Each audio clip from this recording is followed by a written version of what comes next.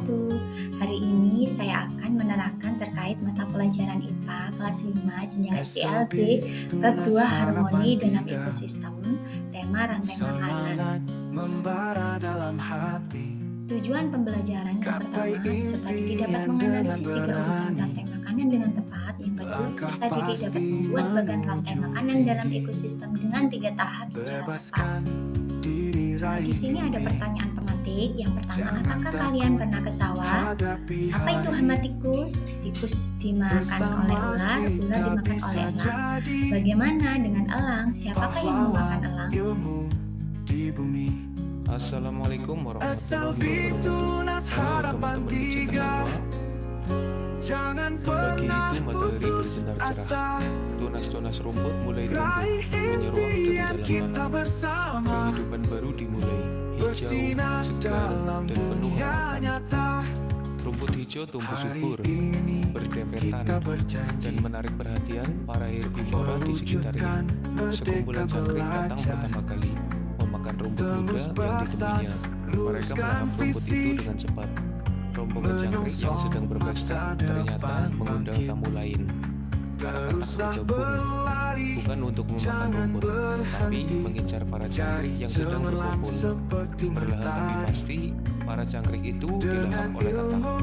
Mereka memakan para jangkrik dengan sangat rakus. Setelah kenyang, katak itu pergi, melompat-lompat dengan gembira.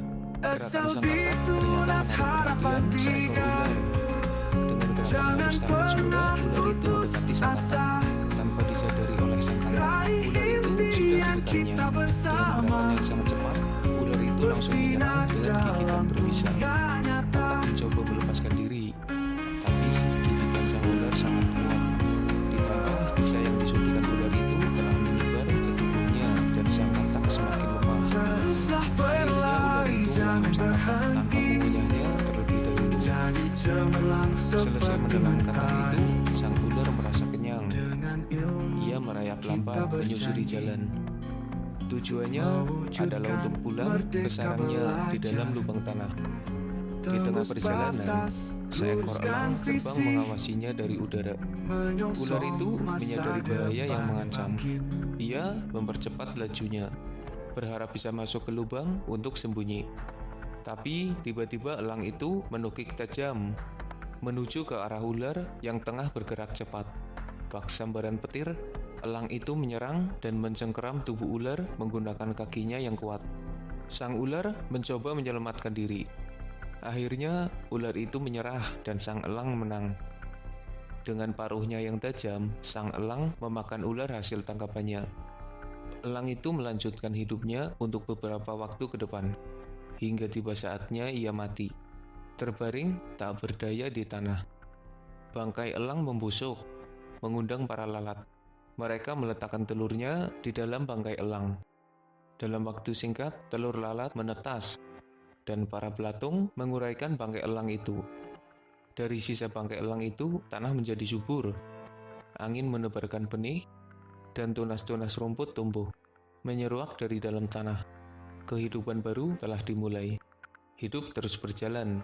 Ada yang tumbuh, ada yang makan, ada yang dimakan, ada yang mati, tapi itu bukan akhir.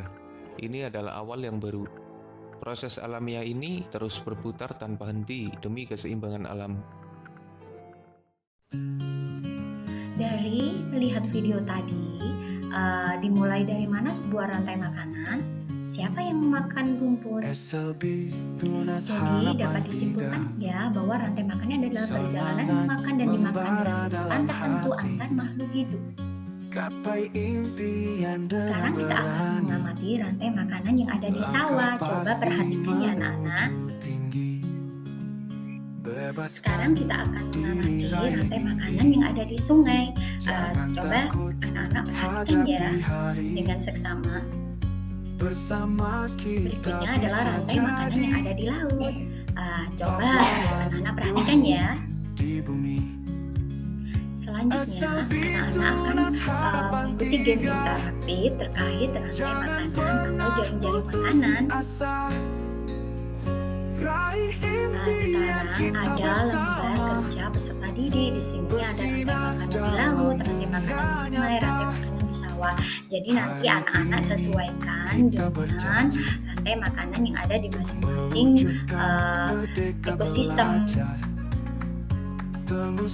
Untuk melengkapi lembar kerja peserta didik yang tadi, anak-anak siapkan ya gunting dan alat tulis. Jadi nanti anak-anak untuk mengguntingnya terus ditempelkan di KPD yang sesuai dengan ekosistem yang dibutuhkan.